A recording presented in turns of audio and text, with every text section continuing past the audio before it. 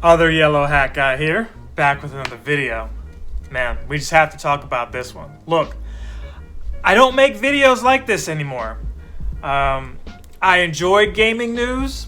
I love talking to y'all about stuff like this, especially those of you who have a habit of asking me months later what's going on, what gifts can I give my kids because you're not super invested in gaming. I get it.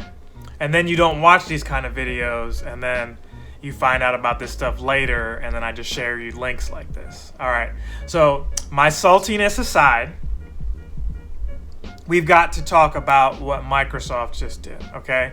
We're going to talk some speculation, and then we're going to talk what actually happened. First and foremost, the word on the street is that Activision was trying to sell itself to Facebook, aka Meta. Facebook is now Meta, right? Facebook is an umbrella of Meta. They renamed their platform, yada yada, to kind of, that's a whole different conversation there. That didn't happen.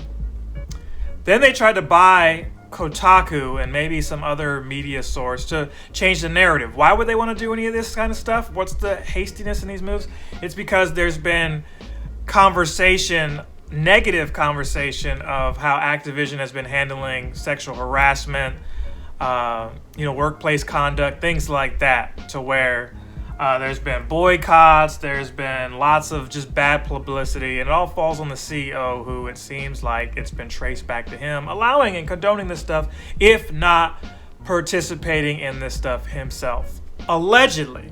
I have to say allegedly, otherwise this video gets more controversial than it needs to be, right? But we're not here to talk controversy.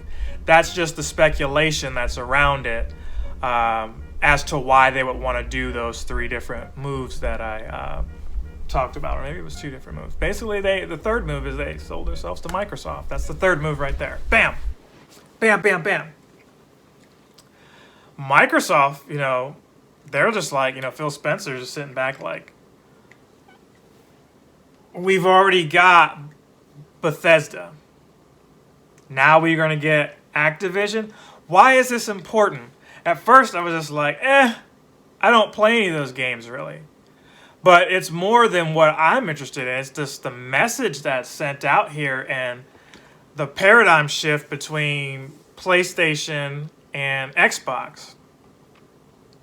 Just right off the top, the biggest game that they have over at Activision is Call of Duty. I don't play Call of Duty. What? Yeah, I can hear you throwing rocks now. I don't play it, but a lot of you do. And if that were to somehow be exclusively on PlayStation, you would say, nah, man, we're jumping over to PlayStation. So what's happened here is it's exclusively on Xbox? Maybe. Likely. But usually what's happened in the past is PlayStation would pay for the maps and things like that to be on their system first. And then they would show up on Xbox. Now, that ain't happening anymore. I guarantee you that's not happening anymore. If they're owned by this company, they're coming out on that company first. If they're owned by Xbox, they're coming out on Xbox first. That's just how it's going to be from here on out. Nobody's looking to play Call of Duty on Switch. If you are, you've got to purchase one of these other two consoles. But I could see it being like how Minecraft is still on PS4, PS5, but yet Microsoft gets their cut. Just because Microsoft cares more about selling the games than selling their system, because they realize, worldwide, what matters is that people at least get something Xbox versus just all of North America only getting Xbox. So this is a game changer. That's just Call of Duty. But we're not done yet, because like I said, I don't care about Call of Duty, but a lot of you do. Tony Hawk Pro Skater. Some of y'all may have been interested in the revival of that.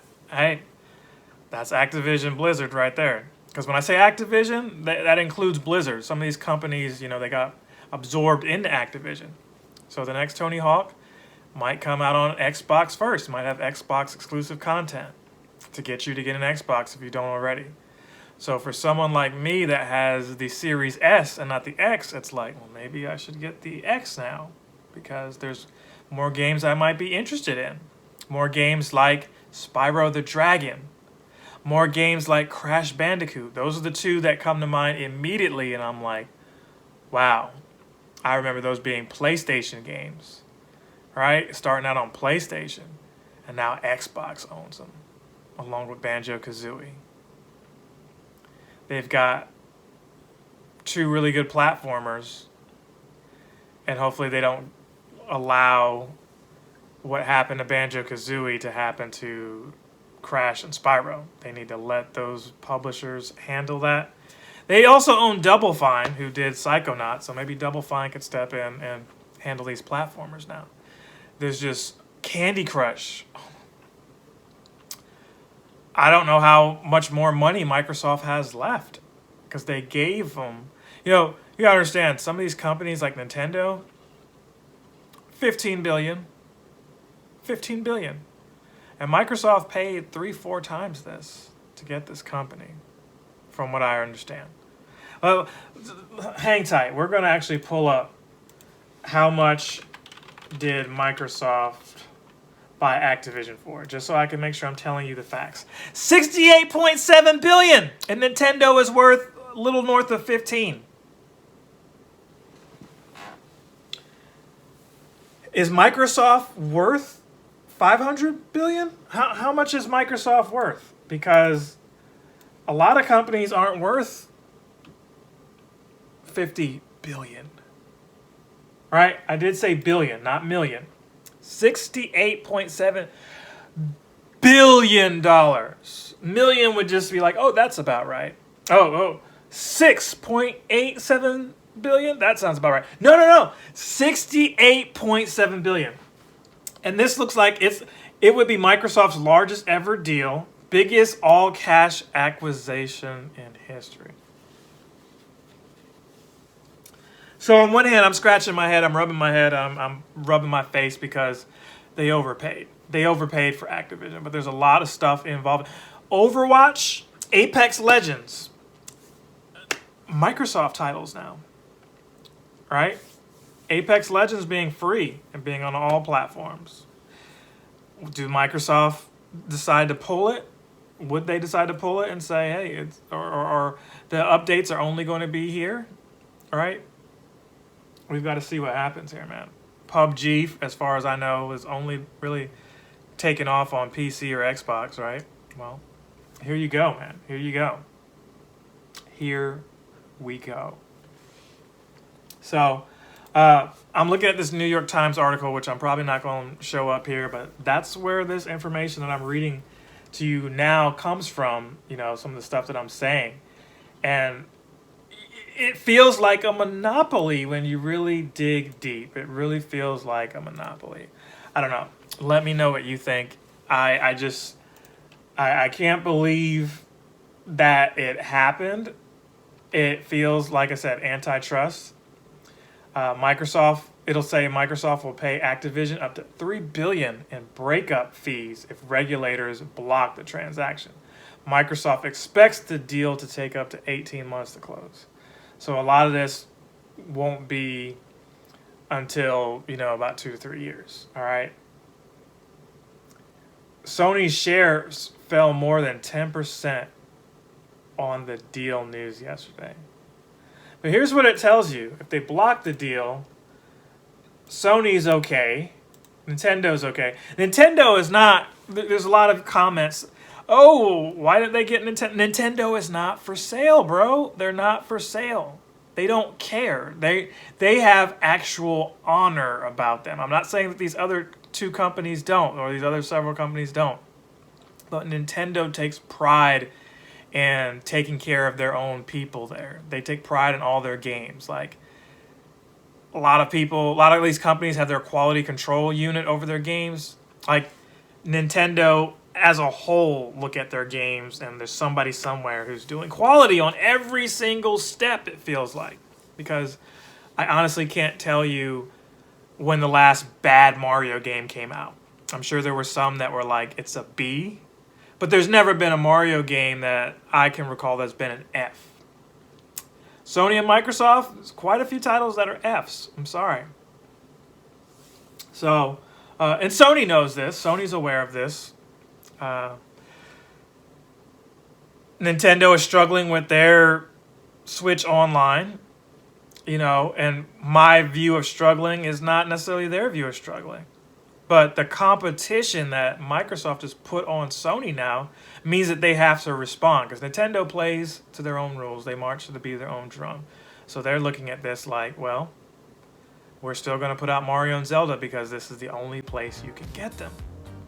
Horizon Zero Dawn is still the only place you can get, you know, or I should say The Last of Us 2, the only place you can get that is on Sony. But games like Horizon and God of War, they're making their way to PC anyway. So we'll see what if Nintendo is going to start putting their stuff on PC. But the day when I see Mario on a PC game is the day that Nintendo is just like, we're out of ideas. So I don't know. What do you guys think? Do you think this will go through?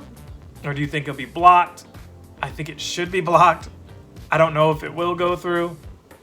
I just know that the murmurs are that Sony is considering ending the PlayStation Now and moving all that stuff and possibly a PS3 emulator so that they can have their own Game Pass equivalent. And it's like, why did you just not have a PS3 emulator to begin with? Like, there is no reason you should have as powerful of a system as you have and don't provide that service.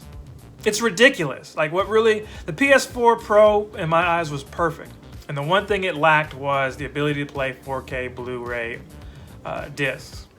It didn't need to have that, but if that was already out there and you developed a Pro system, you should have included that. But if you are gung-ho on the hardware should have included some way, somehow, to have the ability to play PS3 games. I'm not asking for PS2. That would be lovely as well. But, you know, I have a PS3 that plays PS2. Sony, the ball is in your court to step up and say, hey, here's our Game Pass-like competitor. Because they copy everything else. Sony is always reactive. They never start and do something first. That's not hardware related. Hardware related, they do. You know, but their offerings are always, hey, somebody else did this, let's do that too. And Nintendo's aware of some of these things that Sony copies from them. They just never copy Sony back, I guess.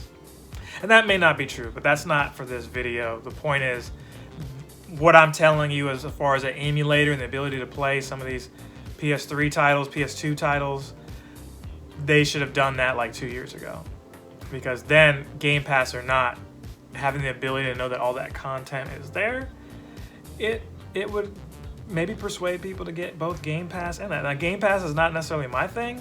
I understand the value people see in it. I like, actually, if I pay for a game, owning it outright versus just renting titles. But you could argue with the Switch Online that I'm renting titles. But I'm doing that at like $8 a year, $15 a year, not $15 a month like it could be for Game Pass. So let me know your thoughts, what you think on all of this. And I will see you guys in the next video. Other Yellow Hat Guy is out. Captain Sensation.